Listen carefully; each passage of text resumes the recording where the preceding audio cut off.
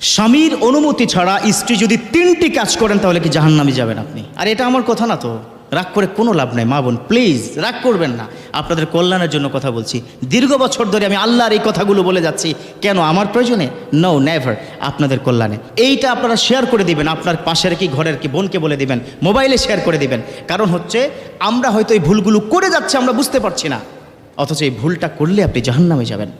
আমার রাসূল সাল্লাল্লাহু আলাইহি ওয়াসাল্লাম মেরাজের রাত্রিতে জান্নাত জাহান্নাম ঘুরলেন, সাথে ছিলেন জিবরিল আমিন। জিজ্ঞেস করলেন, ও জিবরিল আমিন ভাই, ওই জাহান্নামের মধ্যে অধিকাংশ নারী কেন জাহান্নামী? আকসারুন নাস ফিল মারআ, অধিকাংশ নারীরাই হচ্ছে জাহান্নামে।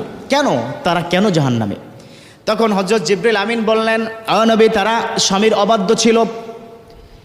তখন তারা এত অবাধ্য ছিল, বুঝতে পারে নাই যে এই ভুলগুলো করেছে। বুঝতে না পারার কারণে রব্বে কারীম আজ তাদের জাহান্নামে দিয়ে দিয়েছে। ভুল করেছেন আপনারা, হয়তো বুঝতে পারেন নাই, অ্যাভেলেবেল করছেন। আমি যখন 3টার কথা বলবো, বলবেন হায় হুজুর, আমি তো ভুলগুলো কি করে ফেলছি, কি করব? স্বামীর কাছে গিয়ে একান্তে ক্ষমা চাবেন। আমি জাহান্নামে যেতে চাই না, আমি জাহান্নামে যেতে চাই না, প্লিজ আমাকে ক্ষমা করে দাও, এভাবে বলবেন ইনশাআল্লাহ তাআলা। 1 নম্বর হচ্ছে চাকরি করা যাবে না স্বামীর অনুমতি ছাড়া। এই তো এখন রাগ করেছে আমাদের দেশের অনেকে, এখন রাগ করবে, হুজুর ফাইজলামি পাইছেন, চাকরি করব না কেন? আরে চাকরি আপনি করবেন, কে বলেছে করবেন না? আমাদের দেশে মহিলা কি ডাক্তারের কি প্রয়োজন আছে না নাই? আছে। নার্সের কি প্রয়োজন আছে না নাই? আছে।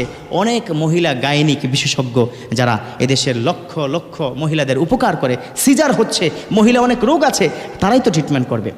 মহিলা শপিং মল আছে না, মহিলাদের বেশ কিছু পণ্য আছে যেটা মহিলারা কি বিক্রি করবে।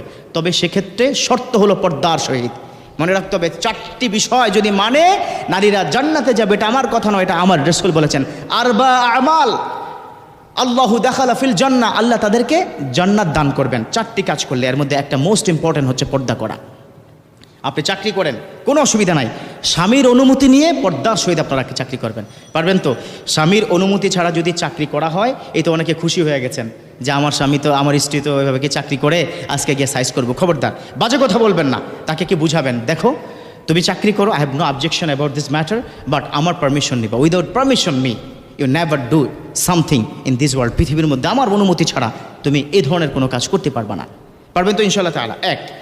2 নম্বর হচ্ছে স্বামীর অনুমতি ছাড়া স্বামীর পকেট থেকে টাকা নেওয়া বা কোনো কিছু করা যাবে না। এটা হয়ে যাবে চুরি। চুরি বুঝেন তো? আরে আমার স্বামী চুরি কি?